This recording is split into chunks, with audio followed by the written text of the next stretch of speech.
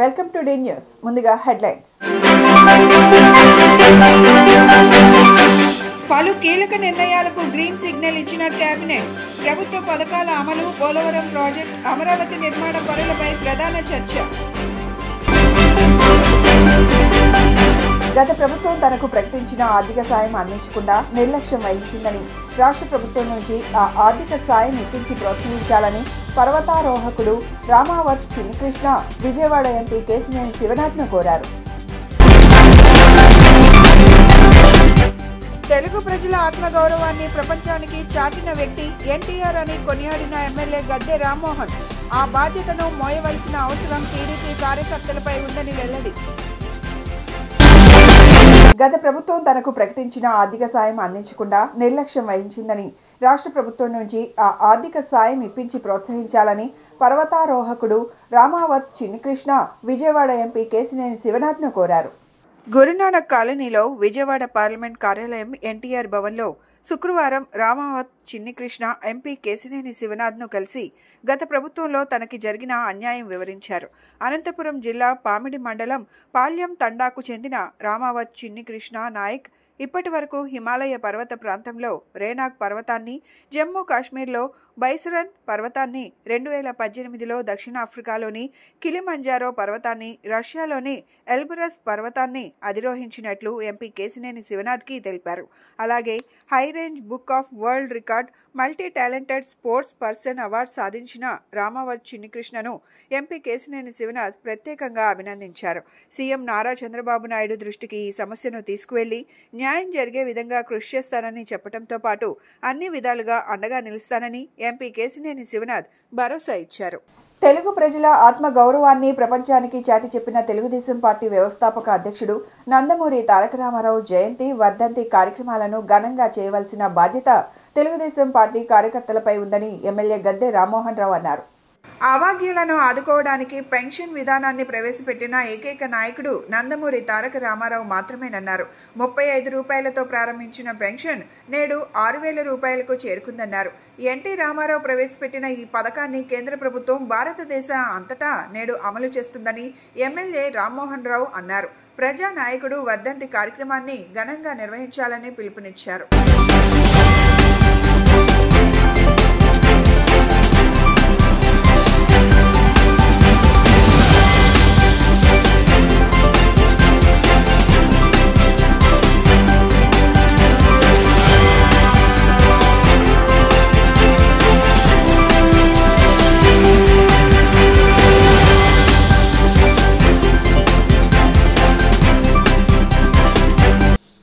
ఇవాళ కేంద్ర ప్రభుత్వం గొప్ప బహుమానం ఇవ్వడం జరిగింది.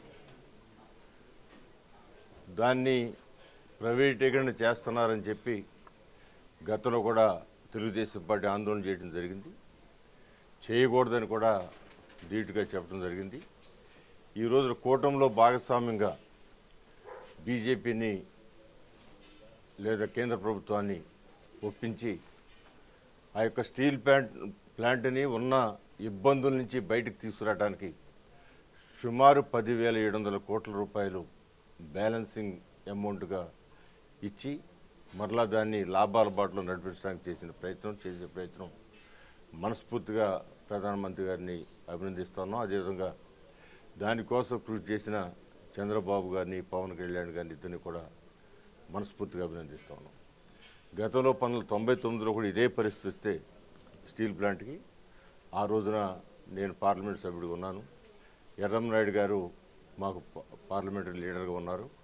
చంద్రబాబు గారి యొక్క ఆలోచన ప్రకారం ఎర్రంనాయుడు గారు ఆ రోజున పార్లమెంట్ సభ్యులందరినీ తీసుకెళ్లి ప్రభుత్వం మీద ఒత్తిడి తీసుకొచ్చి స్టీల్ ప్లాంట్ని మనం కాపాడుకోవాలా, అది తెలుగు ప్రజల యొక్క మనోభావాలు దానిలో ఇమిడి ఉన్నాయి అని చెప్పి ఆ రోజున 2,000 కోట్ల రూపాయలు 20 ఏళ్ల క్రితం 2,000 కోట్ల రూపాయలు అంటే అది చాలా పెద్ద మొత్తం ఇచ్చి ఇప్పటివరకు దాన్ని కాపాడుకోవడం జరిగింది.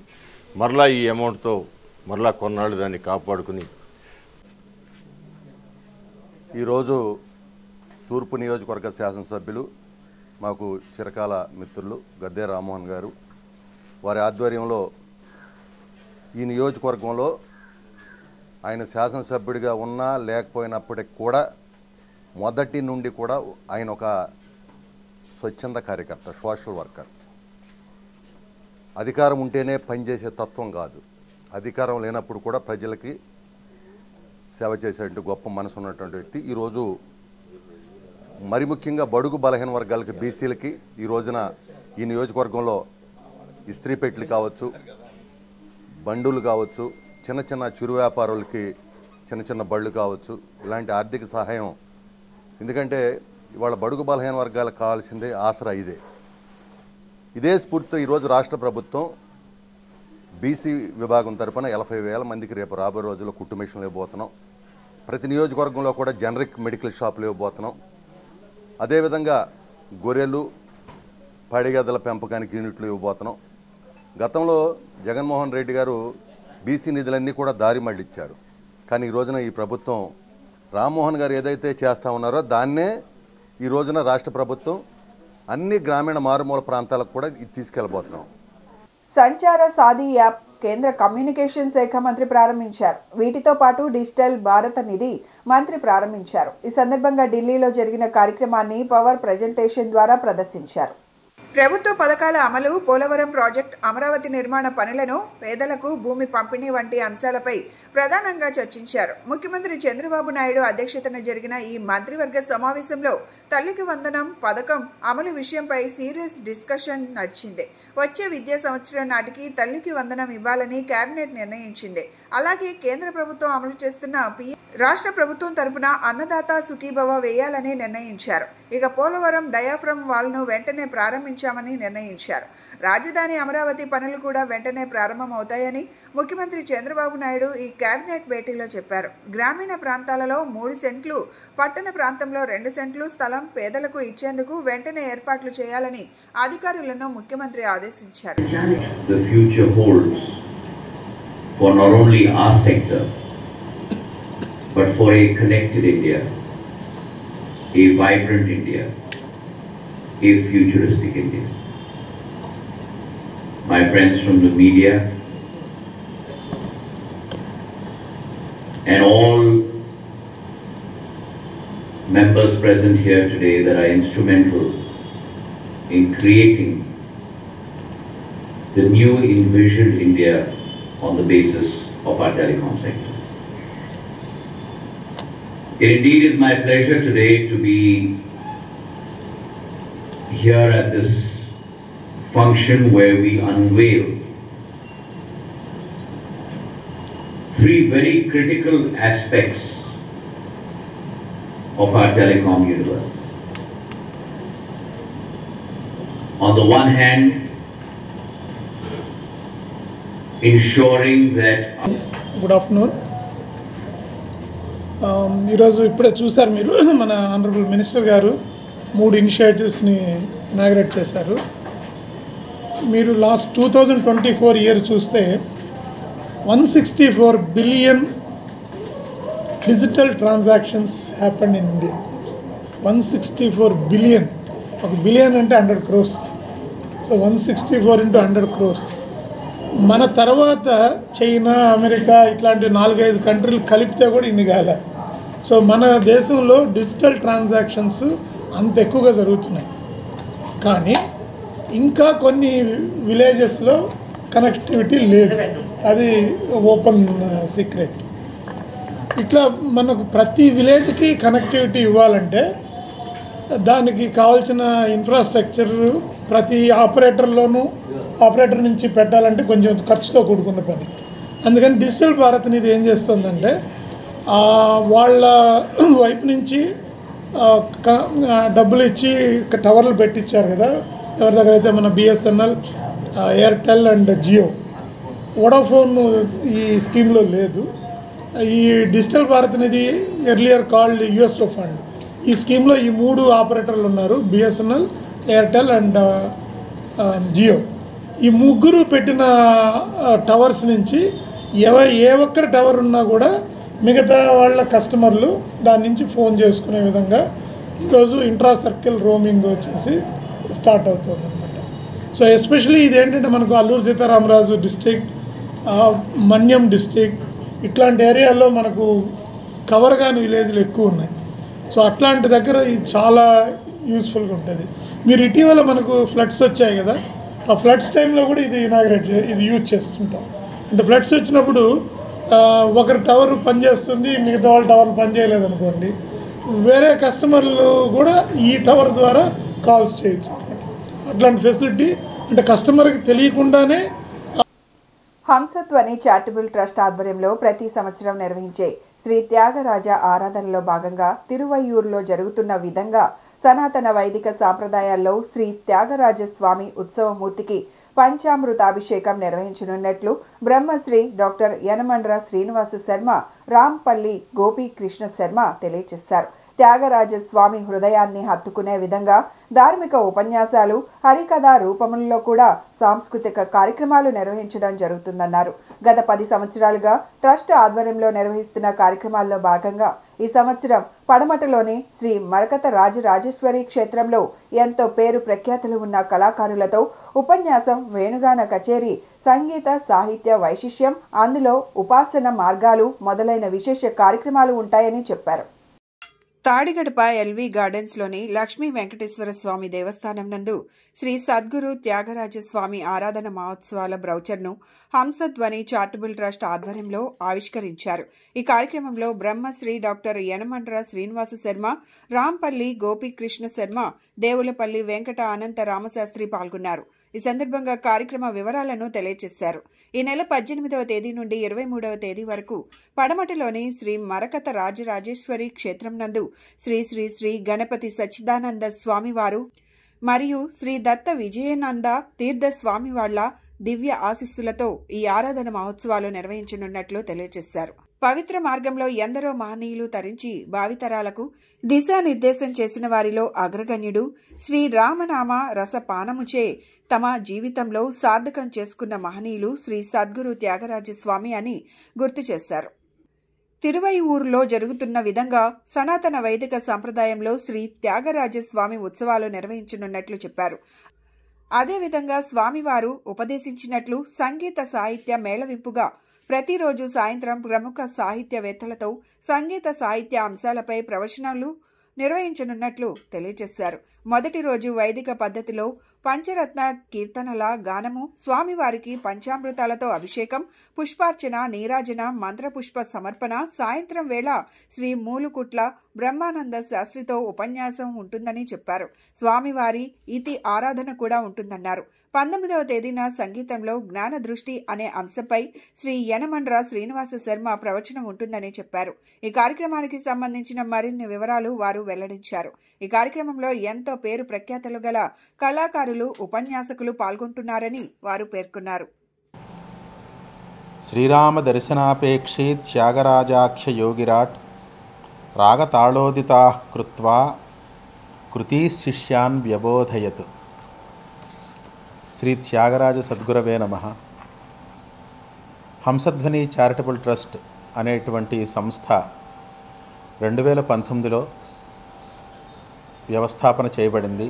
ఈ సంస్థ ప్రధానంగా కళలు, సంస్కృతి, ఆధ్యాత్మికత అనే ఈ అంశాలని ప్రధానం చేసుకుని సమాజంలో ప్రతి అంశాన్ని కూడా సనాతన ధర్మానికి అనుబంధం చెయ్యాలి, ప్రతి అంశము కూడా వైజ్ఞానిక అంశంతో ముడిపడి ఉంది అనే విషయం నిరూపించాలి. మన సనాతన భారతీయ కళలు కానీ విద్యలు కానీ ఎంతో శక్తిని మనకి కలిగిస్తాయి. వాటి ద్వారా మనకి ఎంతో అతీంద్రియ శక్తులు వస్తాయి. అలాగే మన శరీరానికి సంబంధించిన ఆరోగ్యము, జీవితానికి సంబంధించిన సౌఖ్యం కళల ద్వారా ఏర్పడుతుంది అనే విషయం నిరూపించాలి అనే అంశంతో హంసధ్వని చారిటబుల్ ట్రస్ట్ అనేది నా పేరు రాంపల్లి గోపీకృష్ణ శర్మ.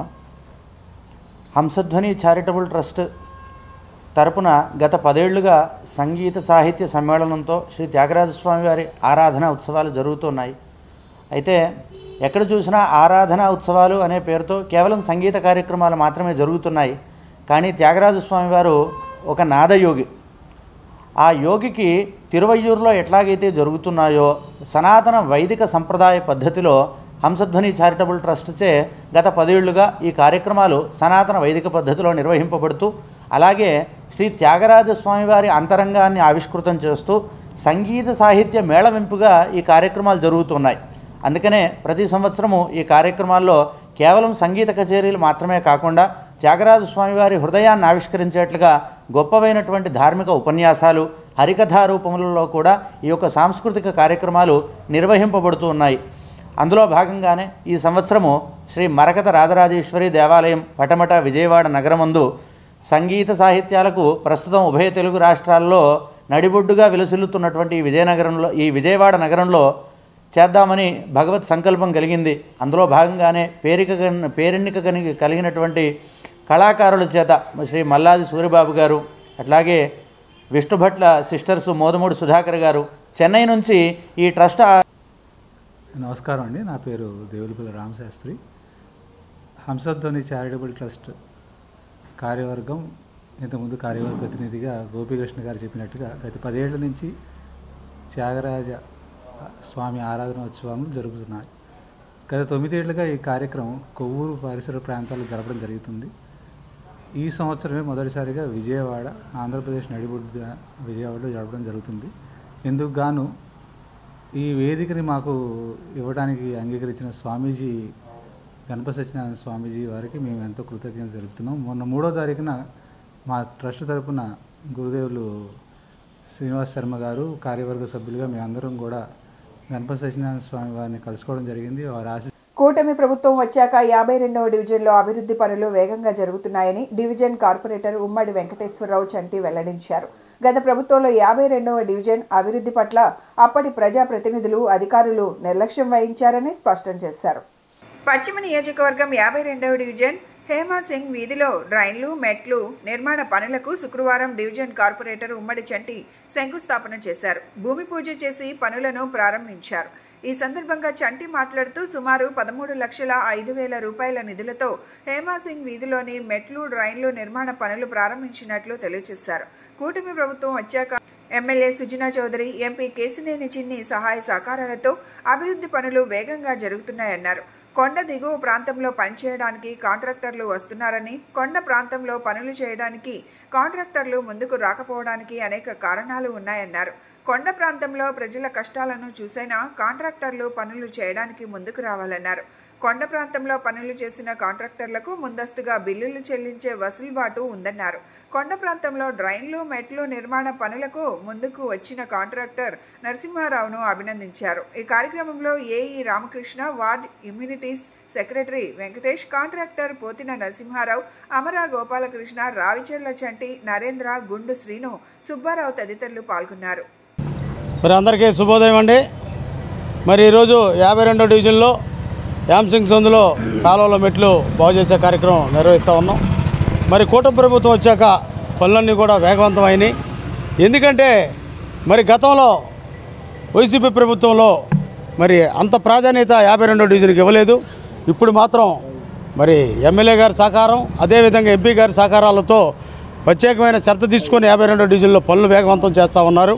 ఎందుకంటే ఇవాళ కింద ప్రాంతంలో ఎవరైనా వచ్చి కాంట్రాక్టర్లు చేస్తారు, కొండ ప్రాంతంలో రావడం అంటే కొద్దిగా ఇబ్బందికరమైన విషయం. ఎందుకంటే అన్ని సమస్యలు కొండ మీదే వాళ్ళకి ఇబ్బందులు ఉంటూ ఉంటాయి కాంట్రాక్టర్లకి. కింద అయితే చక్కచక్క చేసుకుంటూ వాళ్ళు వెళ్ళిపోతారు. మరి కొండ ప్రాంతంలో రావడం కూడా మరి ఈ కాంట్రాక్టర్ మరి పోతున్న నరసరావు గారు మరి రావడం జరిగింది. ఎందుకంటే ఈ కార్పొరేటర్ అనే అతను మాత్రం కొండ ప్రాంతంలో ఏఈలు కానీ ఈఈలు కానీ అందరూ కష్టపడ్డా కానీ కొండ ప్రాంతం అయితే కొద్దిగా అభివృద్ధి అయితే తక్కువ జరుగుతోంది. ఇప్పుడు ఈ కూటమి ప్రభుత్వం వచ్చాక కొండ ప్రాంతాల్లో ఎక్కువ అభివృద్ధి జరుగుతూ ఉంది, జరగాల్సిన అవసరం కూడా ఉంది. ఎందుకంటే ఎన్నో సమస్యలతో సతమతం అవుతూ ఉంటారు కొండ ప్రాంత ప్రజలు. వారందరికీ కూడా సహకారం, మెట్లు వాళ్ళు ఏం అడగట్లా, మంచినీళ్ళు, మెట్లు, లైటింగు, కాలువలు మనం ఈ 4 ఇచ్చినట్లయితే వాళ్ళు ఎంతో ప్రతిరోజు పండగ వాళ్ళకి. మరి అలాంటి పేద ప్రజలకి మనం చేయాల్సిన బాధ్యత కూడా, ఎందుకంటే వాళ్ళకి చేస్తే భగవంతుడు మరి ఈ కాంట్రాక్టర్లకి, ఏఈలకి కూడా మరి మేలు చేస్తాడని. సింగినగర్ వీఎంసీ షాదీఖానా కళ్యాణ మండపంలో గత 3 రోజుల నుంచి ఎన్సీటీసీ బైబిల్ కాలేజ్ సెమినార్లు, గ్రాడ్యుయేషన్ డే కార్యక్రమం నిర్వహించారు. ఈ కార్యక్రమంలో భాగంగా ఎన్సీటీసీ ఫౌండర్, సంస్థ వ్యవస్థాపకులు bishop doctor Verni Neil Fullwood, EC director bishop doctor Derrick, Fullwood ముఖ్య అతిథులుగా పాల్గొన్నారు. ఈ కార్యక్రమంలో అంతర్జాతీయ ప్రసంగికులు bishop doctor Y Rajendra Kumar పాల్గొని బైబిల్లోని పలు అంశాలను పాస్టర్లకు తెలియజేశారు. ఈ కార్యక్రమంలో సంస్థ ఇండియా ఉపాధ్యక్షులు Y Sunitha, bishop Y Ravi Lokesh, Pratibha తదితరులు పాల్గొన్నారు.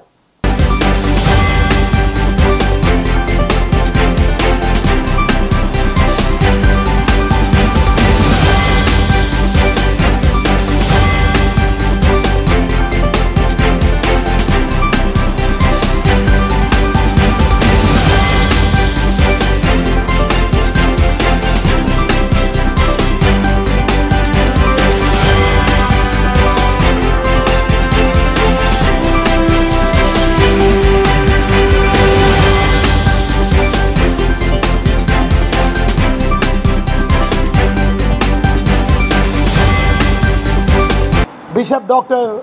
Rajendra Kumar Yalamelli. I am the site president of NCTS Bible College, Vijayawada, India. So far, ఇప్పటి వరకు కూడా దయచేసి గమనించాలా, అనేక రాష్ట్రాల్లో నుంచి దేవుని వాక్యాన్ని వినడానికి దైవజనుల్ని తర్పీదివ్వడం కొరకు ఈ ఎన్సిటిఎస్ అనగా నార్త్ కెరళైనా థియాలజికల్ సెమినరీ అనేటువంటి ఈ యొక్క ప్రత్యేకమైన ప్రెస్టీజియస్ బైబిల్ కాలేజ్ అమెరికాలో ఉన్నటువంటి బైబిల్ కాలేజ్ ఇది. అమెరికాలో దగ్గర 33 క్యాంపసెస్ ఉన్నాయి. బహామాస్లో కూడా ఉంది, అలాగే ఆఫ్రికాలో ఉంది, ప్రత్యేక ఇండియాలో విజయవాడలో ఈ క్యాంపస్ ఉంది. ఇప్పటి వరకు దేవుని కృపను బట్టి 850 మంది, so far 850 pastors were being trained through this wonderful prestigious Bible college. It is one of the greatest privileges of my life to be here, to be welcomed here, to share the Bible college with this state, with this great country, and we just pray. కూటమి ప్రభుత్వంలో రైతులకు ఇచ్చిన ఒక్క హామీని కూడా అమలు చేయలేదని AP రైతు సంఘం నాయకులు వై కేశవరావు విమర్శించారు. వాణిజ్య, ఉద్యాన, మిగిలిన అన్ని పంటలకు ధరలు పడిపోకుండా చర్యలు తీసుకోవాలని, పాడి రైతులకు పొరుగు రాష్ట్రాల్లో ఇస్తున్న విధంగా లీటర్ 5 రూపాయల బోనస్ ఇవ్వాలని డిమాండ్ చేశారు. రైతు నాయకులు వాల్సింగ్ 47 రోజులుగా చేస్తున్న నిరాహార దీక్షను పట్టించుకోకపోవడం, రైతు సంఘాలతో కేంద్రం చర్చించకపోవడం శోచనీయమన్నారు. కేంద్ర ప్రభుత్వం రైతు సంఘాల డిమాండ్స్ ఆమోదించాలని, జగత్ సింగ్ డబల్ దీక్షను విరమింపజేయాలని, రాష్ట్ర ప్రభుత్వం రైతులకు ఇచ్చిన హామీలను అమలు చేయాలని డిమాండ్ చేస్తూ ఆంధ్రప్రదేశ్ రైతు సంఘం ఆధ్వర్యంలో విజయవాడ అలంకార్ ధర్నా చౌక్ వద్ద ధర్నా చేపట్టారు. ధర్నాలో రైతు సంఘాల నాయకులు వై కేశవరావు మాట్లాడుతూ రాష్ట్ర ప్రభుత్వం రైతులకు ఇచ్చిన ఒక్క హామీని అమలు చేయలేదని విమర్శించారు. రైతులకు పెట్టుబడి సాయం 20,000 విడుదల చేయాలని డిమాండ్ చేశారు. రైతు భరోసా ఇస్తామని అధికారంలోకి వచ్చిన కూటమి ప్రభుత్వం 8 నెలలు గడుస్తున్నా అమలు చేయకపోవడం దుర్మార్గమని అన్నారు.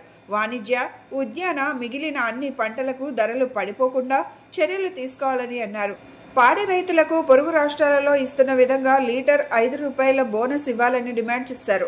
రాష్ట్రంలో రైతులకు ఇచ్చిన హామీలను అమలు చేయాలని డిమాండ్ చేశారు. ఇటు మోడీ ప్రభుత్వం రైతులకు ఇచ్చిన హామీలకు భిన్నంగా వ్యవహరిస్తుందని మండిపడ్డారు. కేంద్ర ప్రభుత్వం రద్దు చేసిన 3 వ్యవసాయ నల్ల చట్టాలను దొడ్డిదారిన అమలు చేస్తోందని విమర్శించారు.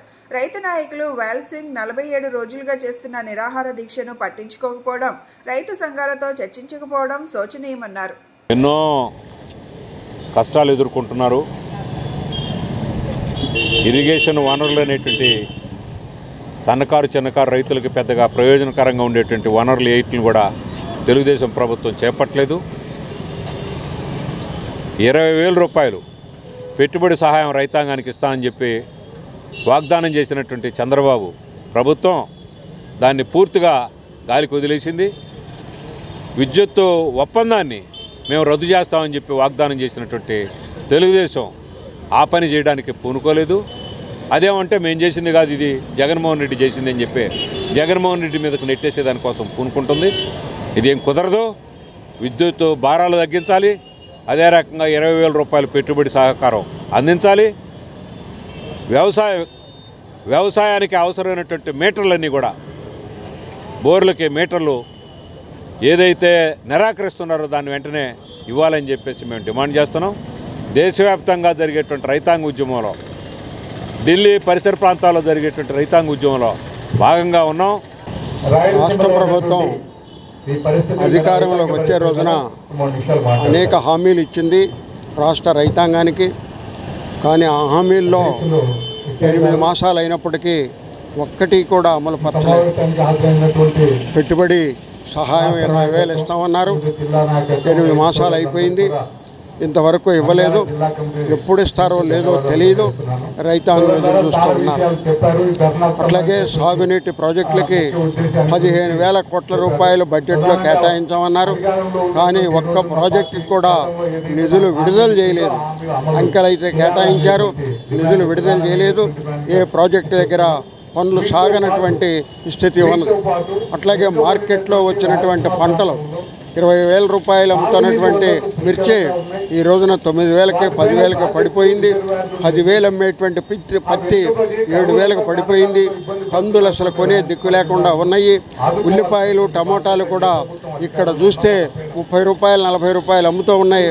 కర్నూలు ఆదోని మార్కెట్లో కోడి పందాల పేరుతో కూటమి నాయకులు వేల కోట్ల రూపాయలు దోచుకున్నారని వైసీపీ నేత పోతిన మహేష్ ఆరోపించారు. గురువారం ఆయన విజయవాడలో కూటమి ప్రభుత్వంపై తీవ్ర స్థాయిలో మండిపడ్డారు. కోడి పందాలు వీక్షించే వారి వద్ద సైతం కూటమి నేతలు డబ్బులు వసూలు చేశారన్నారు. ఇంటిళ్లపాది సంతోషంగా చేసుకునే సంక్రాంతి పండుగ వేళ కూటమి ప్రభుత్వం క్యాసినోలను నిర్వహించి టీడీపీ, జనసేన, బీజేపీ నాయకులు వేల కోట్లు దోచుకున్నారని ఆరోపించారు. పండుగని ఈ రోజున కూటమి ప్రభుత్వం క్యాసినో స్థాయికి తీసుకెళ్లిపోయింది. సరదాగా చేసుకునేటువంటి పండుగనే కూటమి ప్రభుత్వం అధికారంలోకి వచ్చి ఈ రోజున క్యాసినో స్థాయికి తీసుకెళ్లిపోయారు. వీళ్ళు ఏ స్థాయికి పోయారంటే ఆఖరికి స్కూళ్ళని సైతం వదలకుండా ప్రభుత్వ పాఠశాలలను కూడా జోద కేంద్రాలుగా మార్చేశారంటే ఈ ప్రభుత్వం ప్రజల దగ్గర నుంచి ఏ విధంగా దోచుకోవాలి, ప్రజల్ని ఎలాగా మభ్యపెట్టాలి అనేటువంటి దుర్మార్గమైనటువంటి ఆలోచనకి నిలువెత్తు నిదర్శనం. రాష్ట్రంలో ఏదో 1-2 చోట్ల జరుగుతుంది అనుకుంటున్నారు. ఈసారి రాష్ట్రంలో 175 నియోజకవర్గాల్లో కూటమి ప్రభుత్వం బరులు ఏర్పాటు చేశారు, కోడి పందాలు రింగులు ఏర్పాటు చేశారు, పేకాట, కోతముక్క, గుండాట, మద్యం అమ్మకాలు ఇష్టానుసారం ఏర్పాటు చేశారు. రాష్ట్రంలో ఎక్కడైనా సరే కోడి పందాల బరి లేదంటే ఈ 175 ఇస్తారు. అతిశయోక్తి కాదు. ఇలా ఏర్పాటు చేసి రాష్ట్ర వ్యాప్తంగా వేల కోట్ల రూపాయల్ని తెలుగుదేశం, జనసేన, బీజేపీ నాయకులు దోచుకున్నారు ఇష్టానుసారం. విశాఖ స్టీల్ ప్లాంట్ ను కాపాడడానికి కేంద్ర ప్రభుత్వం క్యాప్టివ్ మైన్స్ కేటాయించి సెయిల్లో విలీనం చేయాలని సిపిఐ రాష్ట్ర కార్యదర్శి కె రామకృష్ణ డిమాండ్ చేశారు. విశాఖ స్టీల్ ప్లాంట్ కాపాడాలని డిమాండ్ చేస్తూ విశాఖ స్టీల్ ఉద్యోగులు, కార్మికులు, వామపక్ష పార్టీలతో సహా పలు రాజకీయ పార్టీలు, ప్రజలు గత 4 సంవత్సరాలుగా పెద్ద ఎత్తున ఉద్యమం చేస్తున్నారని చెప్పారు. చివరకు కేంద్ర ప్రభుత్వం స్పందించింది. విశాఖ స్టీల్ 11,500 రూపాయల ప్యాకేజ్ ఇస్తామని, అందులో 10,300 కోట్ల బాండ్లు రిడిమ్షన్ క్రింద ఇస్తామని ప్రకటించారు. ఇదే వాస్తవమైతే దీనివల్ల సమస్య పరిష్కారం అవుతుందని కార్మిక నేతలు భావించడం లేదన్నారు. విశాఖ ఉక్కు ఫ్యాక్టరీకి 17,000 కోట్లు అప్పులున్నాయని చెబుతున్న ప్రభుత్వం కేవలం 11,500 కోట్లు కేటాయించడం వల్ల సమస్య పరిష్కారం కాదన్నారు. కేంద్ర ప్రభుత్వం విశాఖ స్టీల్ ప్లాంట్ ను కాపాడేందుకు శాశ్వత పరిష్కారం చూపాలని డిమాండ్ చేశారు. స్టీల్ ప్లాంట్ ప్రైవేటైజేషన్ కాకుండా దాన్ని ప్రభుత్వ రంగంలో కొనసాగించాలంటే అక్కడున్న కార్మిక సంఘాలు, ఆర్థిక రంగ నిపుణులు ముందు నుంచి కూడా 2 డిమాండ్ చేస్తూ ఉన్నారు. ఒకటేమో దానికి క్యాప్టివ్ మైన్స్ ఏర్పాటు చేయాలి, నెంబర్ 2 దాన్ని సెయిల్లో విలీనం చేయాలని కోరుతూ ఉన్నారు. మీరు అవి 2 చేయకుండా మేము మీకు ఆర్థికంగా ప్యాకేజ్ ఇస్తాము, మీ అప్పులు కట్టుకోండి అంటే అది తాత్కాలికంగా ఉపశమనం తప్ప అది సమస్య పరిష్కారానికి ఏమాత్రం దోహదం చేయదు. కాబట్టి నేను కేంద్ర ప్రభుత్వాన్ని కోరుతా ఉన్నా, మీరు ఇవాళ విశాఖ స్టీల్ ప్లాంట్ కొనసాగించాలంటే మీరు ఖచ్చితంగా దానికి క్యాప్టివ్ మైన్స్ ఇవ్వండి, అదేవిధంగా సెయిల్లో విలీనం చేయండి.